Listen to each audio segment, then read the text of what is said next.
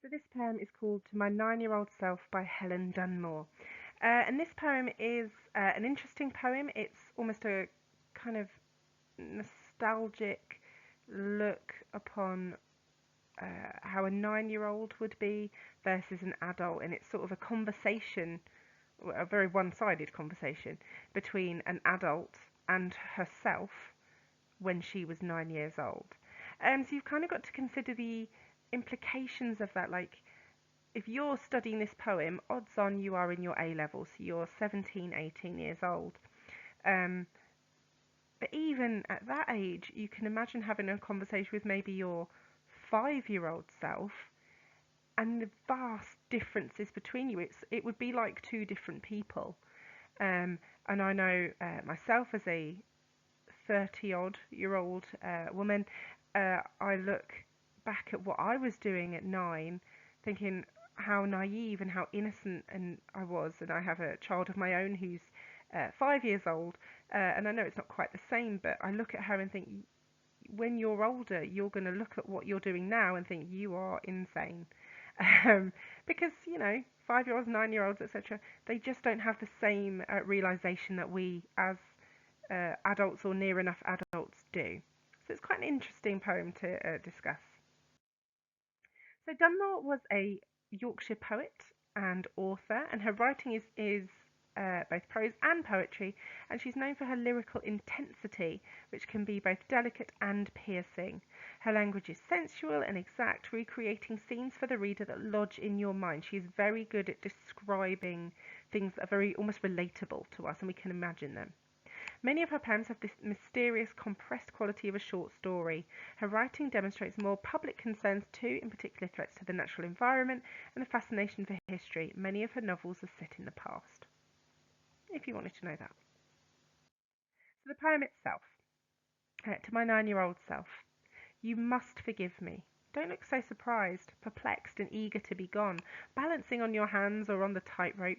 You would rather run than walk, rather climb than run, rather leap from a height than anything. I have spoiled this body we once shared. Look at the scars, and watch the way I move, careful of a bad back or a bruised foot. Do you remember how, 3 minutes after waking, we'd jump straight out of the ground floor window into the summer morning? That dream we had, no doubt it's as fresh in your mind as the white paper to write it on. We made a start, but something else came up. A baby vole or a bag of sherbet lemons, and besides, the summer of ambition created an ice lolly factory, a wasp trap, and a den by the cesspit. I'd like to say we could be friends, but the truth is we have nothing in common, beyond a few shared years. I won't keep you then. Time to pick rose hips for twopence a pound, time to hide down scared lanes from men in cars after girl children, or to lunge out over the water on a rope that swings from that tree, long buried in housing. But no, I shan't cloud your morning. God knows I have fears enough for us both. I leave you in an ecstasy of concentration, slowly peeling a ripe scab from your knee to taste it on your tongue.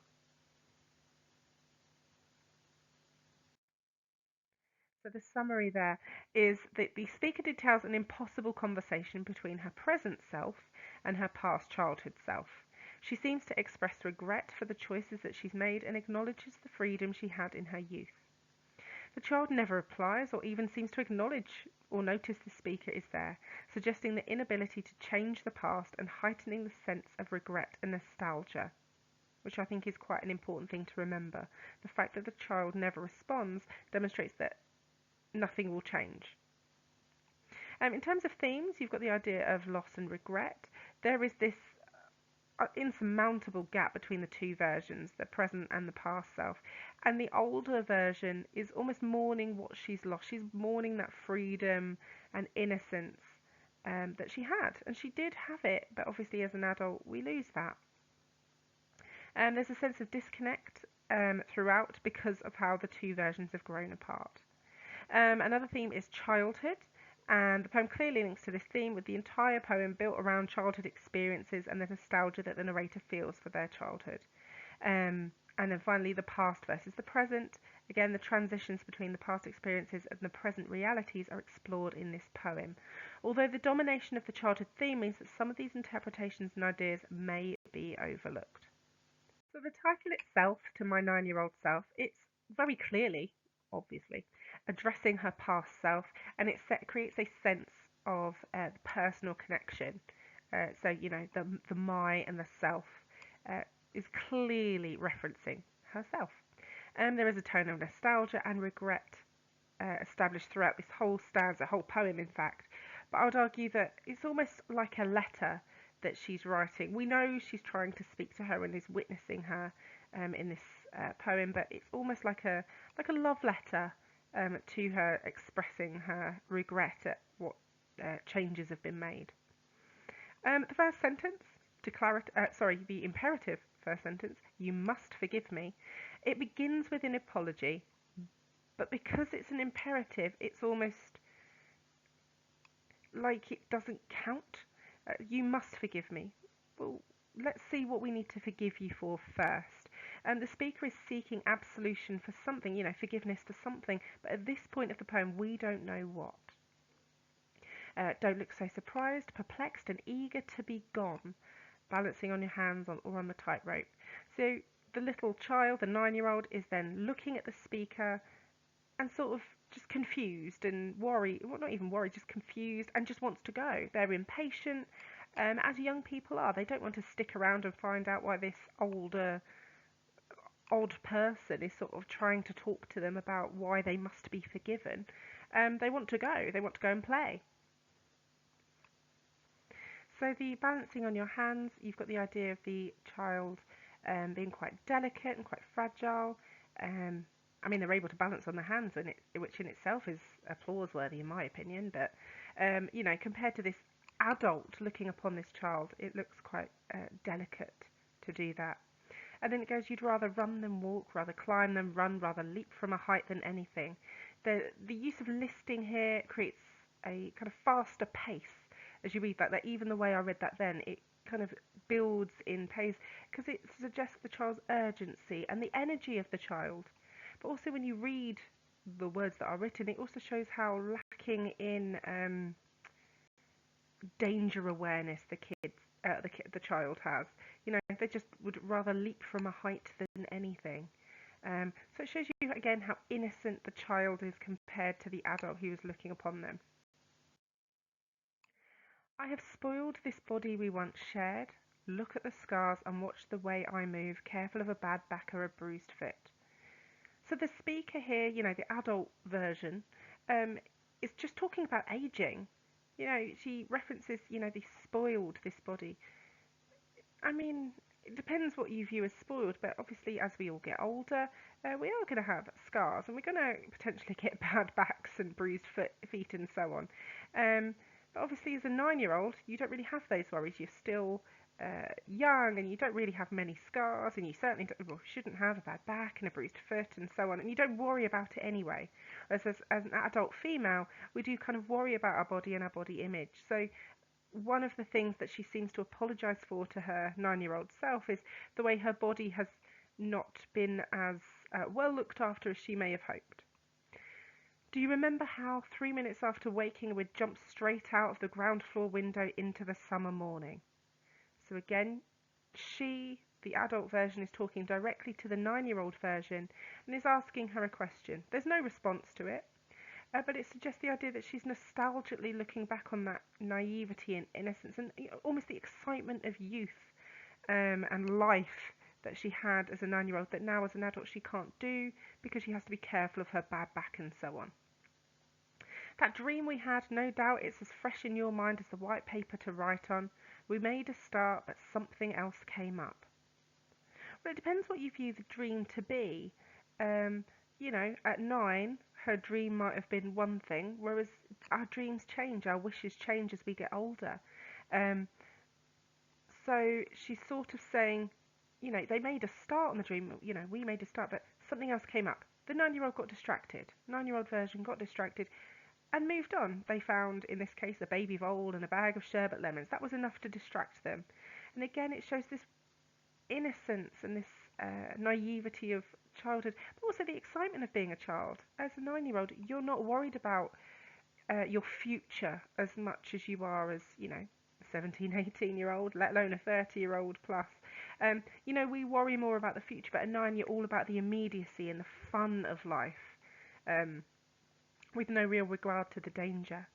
And as the poem goes on, and besides, that summer of ambition created an ice lolly factory, a wasp trap, and a den by the cesspit. I always find this quite funny. This, I think there's a slightly uh, humorous tone throughout the poem. This summer of ambition, as she refers to it. But in this summer of ambition, the the 9-year-old made an ice lolly factory, a wasp trap, in a den by essentially kind of a sewer, like not a nice place. And I find that quite humorous that this is what this summer of ambition produced. But again, it depends how you uh, view those things. To me, a wasp trap and so on, it's very, you're in the natural world, and it's very something a child would do. As an adult, I don't think we are particularly making imaginary ice lolly factories and building dens anymore. But if you are, good luck to you. I wish you well. I wish I was building dens. I'd like to say that we could be friends, but the truth is we have nothing in common beyond a few shared years. And this is where the persona, where the speaker starts to distance herself from her childhood version of herself, because they don't have anything in common now. You at 17, 18, you have very little in common with you at 7, 8 and 9. You just won't. Your brain is different, the way you think is different, and most tellingly of all, your view of the world is different in that you are aware of the dangers of the world and the darkness of the world and things like that. Um, Whereas at 9, you're possibly not. Um, so the speaker says all this and then uses the declarative, I won't keep you then. Which, is very much an adult thing to say, oh, I won't keep you then. You go and have your fun. You go and play. You go and um, retain that innocence. Go and I don't want to burden you with my, view. You go and have your fun because ultimately this is what's going to happen to you anyway. Time to pick rose hips for tuppence a pound. Time to hide down scared lanes from men in cars after girl children, or to lunge out over the water on a rope that swings from that tree long buried in housing. So here she's referencing what she used to do as a child, so what the 9-year-old self will do, if that makes sense. The 9-year-old version of herself did these things. So, the idea of tuppence, again, suggests that if this is in the past, because we don't use tuppence anymore, particularly. The idea that she was picking flowers, or rose hips for it, sorry. Time to hide down scared lanes. Note the use of the lanes being scared, not the child. I would argue that is deliberate. I think as adults, we instill on children, do not go with strangers. Yeah, we try and instill stranger danger, but that doesn't necessarily mean they understand why. So, where it's talking about her, the 9-year-old, hiding down the scared lanes from men in cars after girl children, it's almost like she's got, I don't even want to say bravado, because I don't know if it would count if she doesn't know what she's meant to be scared of, other than that there are men in cars after girl children. She knows no more than that. And that is right. We want to retain innocence for our children, but obviously the adult version of her is looking back and thinking that, of the real reason why she needed to get away from the men in cars and so on. And again, this idea of the lunging out over the water on a rope that swings from that tree. You've got the idea of the danger um, and the freedom to do so. But now that rope swing is long buried in housing. That no longer exists anymore, which is sad, I suppose. But no, I shan't cloud your morning. God knows I have fears enough for us both. So again, she doesn't want to cloud the child's morning. She doesn't want to darken it or scare her or, just make an impact on her. She just wants her to go and have the freedom and the innocence and the fun because she also knows what's coming to her. And then the adult version is sort of says, God knows I have fears enough for us both. She worries for the persona is worrying for herself as a 9-year-old because she knows some of the things that are coming up in her life. She knows what then happens when she's 10 and 11 and so on. And she also still fears for herself in the present time, however old she may be now, and how she's lost that innocence now. she's almost become, I don't want to say cynical of the world, but she's very aware of the dangers and the reality of it.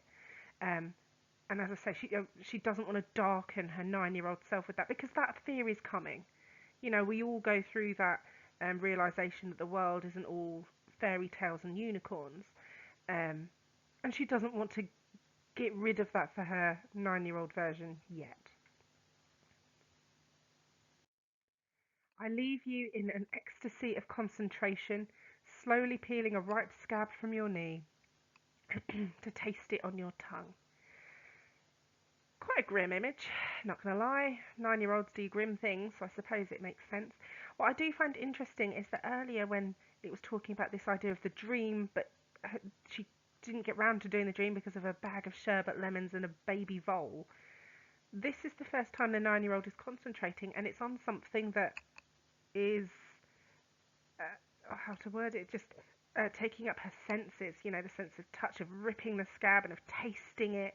This is all encompassing to her, which is delightful. And consider the structure of this poem in general, whether you think it's regular or irregular and so on, and the use of enjambment throughout. What effect does that have on the meaning of the poem? So the key structural features are at the start of the poem. The rhythm is immediately disrupted through the use of the caesura, which emphasises the contrast between the speaker and her former self. The frequency of commas, and therefore breaks in the rhythm throughout the poem, also help to add layers of emotion, with readers likely to interpret these pauses as moments of reflection and contemplation. Another notable use of punctuation is the question at the end of stanza 2. This is the only question mark in the poem, helping to place emphasis on the extent of differences between the narrator as a child and in the present. The breaks in the poem also seem to come at moments of regret or contemplation from the speaker, whereas when her attention is on the child and her actions, there is a stronger use of enjambment reflecting the excitement and carefree nature of childhood, which is depicted through the looming ideas of adulthood. The exampled interpretation of this poem is: by using the form of dialogue with her childhood self, Dunmore brings the process of growing older into sharp relief. She addresses directly the young girl she once was, and although her younger self doesn't speak, it is her physical presence which makes the most vivid impression on the reader. The physical contrast between the two is symbolic of the deeper attitudinal change that Dunmore slash the narrator has undergone. The girl's unthinking eagerness has been replaced by a more fearful, pessimistic frame of mind, which Dunmore is concerned will cloud the young girl's summer morning. However, the poem ends with a brilliant image of absorption in the world of the body and sensation, which suggests that even if this imagined dialogue could take place, the child would not be able to understand the adult's perspective. The shifting pronouns in the poem chart this sense of division between the child and the adult she will become. The unifying "we" keeps breaking down into "I" and "you", culminating in the sentence in the last stanza, "I leave you". It's impossible, the poem's ending suggests, for the two realities to coexist. Time inevitably cuts us off from our younger selves, even when, as in Dunmore's case, we can recreate the past briefly, poignantly, through language. A model paragraph, again, kind of a chunk of a model paragraph, not the whole thing. How does Dunmore present the theme of loss? So the theme of loss is established at the beginning of the poem through the sense of disconnection between the speaker and her former self. The first phrase, "you must forgive me", creates an apologetic and regretful tone, as if the speaker is seeking absolution for how her life has turned out. This sense of remorse is heightened when the speaker acknowledged, "I have spoiled this body we once shared", where the juxtaposition of the singular and collective pronouns "I" and "we" highlights the vast difference between her child and adult self. Furthermore, it is the adult speaker who takes responsibility for spoiling or ruining their body, which preserves the innocence and goodness of the child, furthering the sense of loss experienced. Further support is on the slide there for you. So obviously I've got YouTube links and interpreter analysis of the poem there. And then to the right, any additional types I've given. So 1, how does the imagery of summer help to influence emotions experienced by the reader? 2, how does the lack of rhyme scheme influence the mood of the poem? And 3, what impact does the description of men in cars after girl children in stanza 4 have on a reader and their response?